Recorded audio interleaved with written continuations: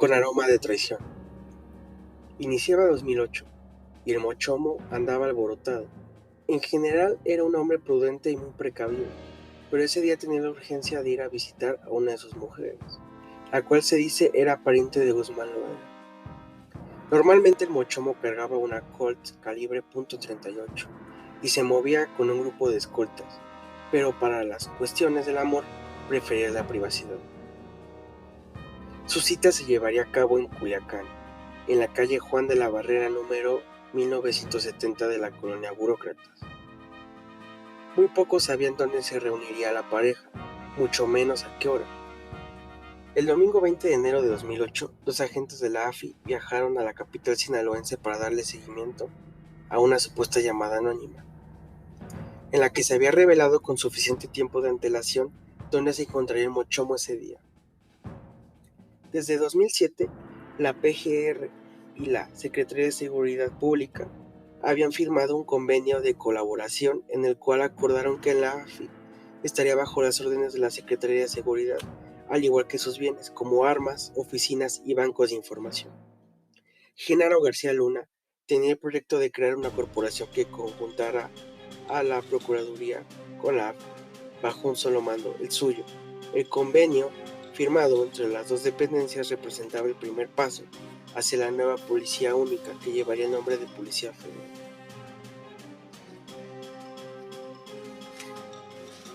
Los elementos de la AFI, bajo las órdenes del equipo de García Luna, hicieron una inspección en el lugar a las 4:30, donde estaban seguros de que ahí el Mochomo pasaría muchas horas de retozo, quizás las últimas en su vida. A las 2 de la mañana, los agentes regresaron acompañados por elementos del ejército mexicano. Algo o alguien hizo que el Mochomo abandonara la casa de su amiga justamente a esa hora.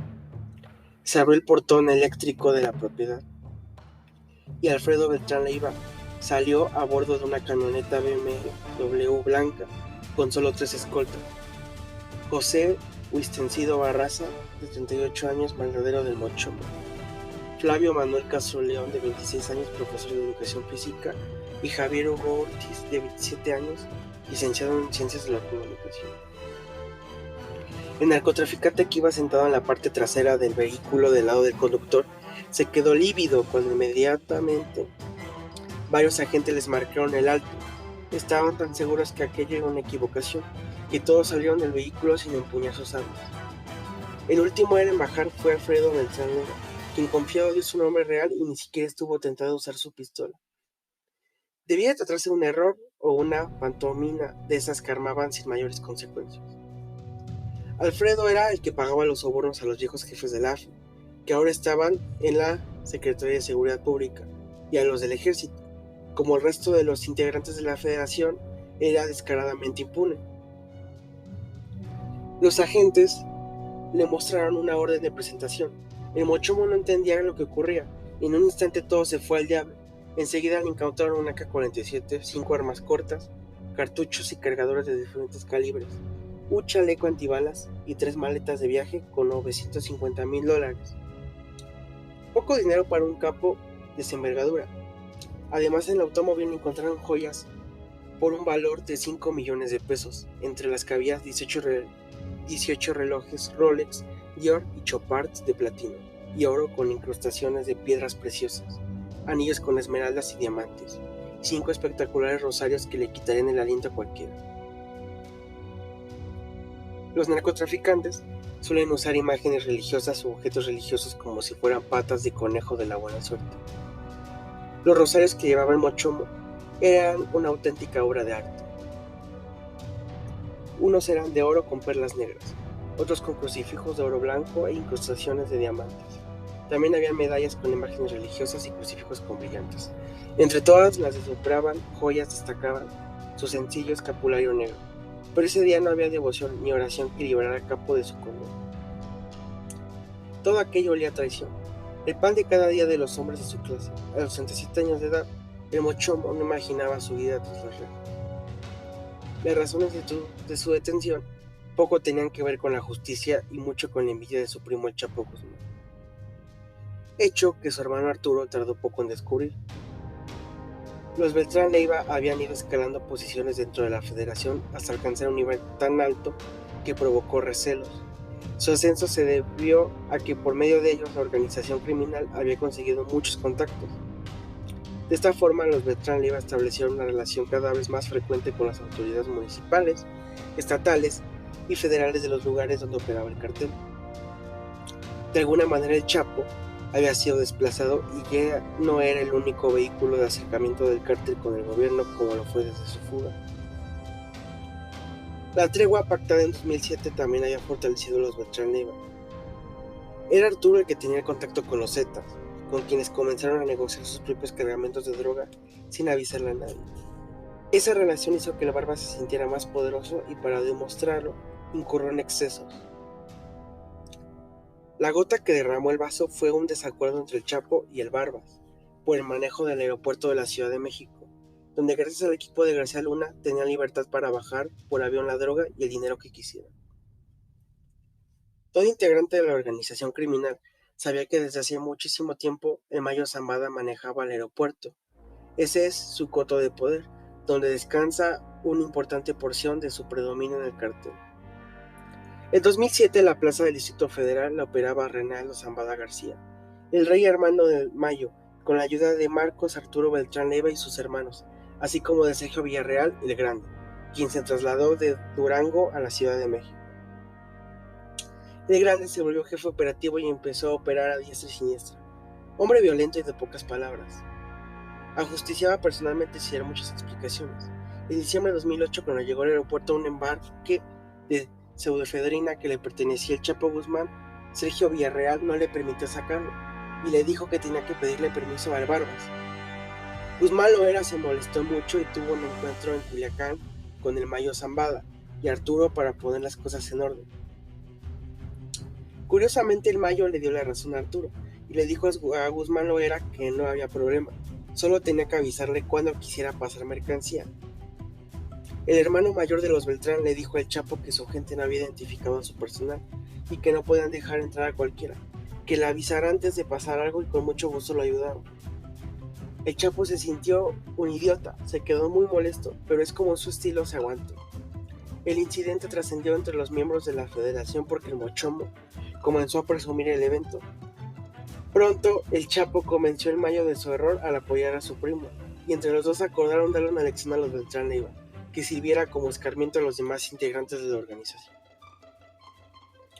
El mismo día de la detención del Mochombo, la Policía Federal Preventiva, dirigida por Genaro García Luna, en su calidad de secretario de Seguridad, realizó sorpresivos cateos a 3 casas del Barbas en la Ciudad de México, en San Ángel, en Romero de Terreros y en el Pedregal de San Ángel.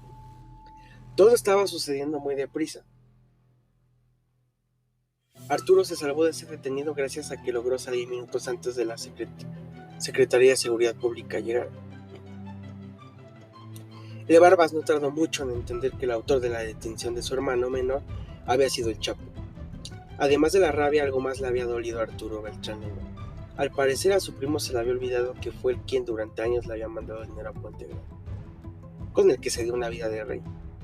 También olvidó que habían vuelto consuegros desde que una hija suya se casó con un hijo de Guzmán Loera. El Chapo es un gran traidor. Si pudiera, traicionaría hasta a su madre. Seguramente retumbaron en la cabeza del Barbas las palabras que Pablo Tostado Félix, lugarteniente del Azul, solía repetir. En ese momento de crisis y definición, la cabeza del clan de los Beltrán Leiva tuvo un aliado incondicional, Heriberto Lascano. De inmediato el verdugo le facilitó a Arturo a su abogado de mayor confianza para que le llevara el caso de su hermano. Eso terminó de sellar su hermandad. La fuerza de los Zetas ayudó al Barbas a tomar la drástica decisión: romper con la federación y vengar la captura de su hermano menor. Vicente Carrillo Fuentes, Sergio Villarreal, Edgar Valdés Villarreal y el Cártel del Golfo se aliaron con el líder del clan de los Beltrán Leiva. Entendieron que si el Chapo y el Mayo fueron capaces de entregar a Alfredo e intentar que cayera el Barbas, lo que seguirían eran ellos. La Barbie y el verdugo, los dos brazos armados, nunca se entendieron del todo bien. pero quedaron juntos en una misma organización y con un mismo propósito: acabar con Guzmán Loera y su clan. Así se generaron dos grandes bandos de narcotraficantes en México: el cártel de Sinaloa, encabezado por el Chapo y el Mayo, y el cártel de los Beltrán Leiva, unidos al cártel de Juárez, al del Golfo y a los que quedaban del cártel de Tijuana. La ruptura en el núcleo de la Federación traería una guerra nunca antes vista en el país, una sangrienta contienda sin cuartel de la cual nadie estaría salvo. El quiebre en el grupo, que durante los últimos 7 años había sido protegido en bloque por las principales instituciones federales de seguridad y justicia, Ejército, Marina, Procuraduría, AFI y Secretaría de Seguridad Pública Federal, publicó y ocasionó otro quiebre igual de violento en el interior de esas dependencias. Los servidores públicos que trabajaban para la Federación a nivel federal, estatal y municipal tuvieron que pasar por la prueba del ácido. Eran como los hijos de un matrimonio que súbitamente había llegado a su fin. Irremediablemente tenían que elegir si se quedaban con un melón o con sandía. Muchos funcionarios públicos corruptos terminaron atrapados entre ambos bandos y no libraron las balas. Las advertencias fueron explícitas. A finales de mayo de 2008, en Culiacán, apareció una manta con una tétrica inscripción: "Esto es para ti, Aguilar Padilla, gobernador del estado. O te compones o te compongo. Todo ese gobierno del Mayo y el Chapo se va a morir". Algunos días antes, el gobernador, y a quien se le acusa de estar involucrado con la organización del Chapo y el Mayo, había recibido una llamada anónima en la que se le decían que supuestamente uno de sus hijos había sido asesinado. En las calles de la capital sinaloense, Arturo Beltrán Leiva empezó a dejar mantas por doquier que se convirtieron en una especie de periódico mural del crimen. Soldaditos de plomo, federales de paja, este es territorio de Arturo Beltrán. Nadie hace más daño de manera más certera que un amigo convertido en enemigo. La disputa entre el Chapo y el Barbas era muerte, una lucha de titanes. Los primeros golpes fueron para el equipo de Genaro García Luna. Comenzaron a caer como moscas, muertos o en prisión.